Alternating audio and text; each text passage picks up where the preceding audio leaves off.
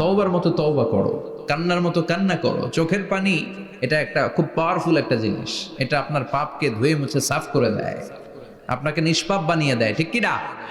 তো এই বিশাল পাপের বোঝা নিয়ে, পাহাড় পরিমাণ গুনাহ নিয়ে কিয়ামতের দিন যদি আল্লাহর কাছে আপনি হাজির হয়ে যান, ওই পাপের মধ্যে যদি শিরকের পাপ না থাকে, মানে কোনো মাজারে যে সেজদা দেন নাই, বাবার কাছে যান নাই, কোনো মাজারে মানত করেন নাই, মাজারে লাল সালু দেন নাই, মোমবাতি দেন নাই, আগরবাতি দেন নাই, মাজারে মুরগি মানত করেন নাই, এই পাপগুলো করেন নাই, অনেক পাপ আপনার আছে, কিন্তু শিরকের পাপ নাই।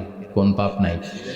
আল্লাহ বললেন, হাজার কোটি পাপ নিয়ে, পাপের বোঝা নিয়ে, পাহাড় পরিমাণ অন্যায় নিয়ে, গুনাহ নিয়ে যদি আমার সামনে আসো, আর এই গুনার মধ্যে যদি শিরকের কোনো গুনাহ না থাকে, তাহলে আমি আল্লাহ পাহাড় পরিমাণ দয়ার ক্ষমা নিয়ে তোমার কাছে হাজির হয়ে যাব।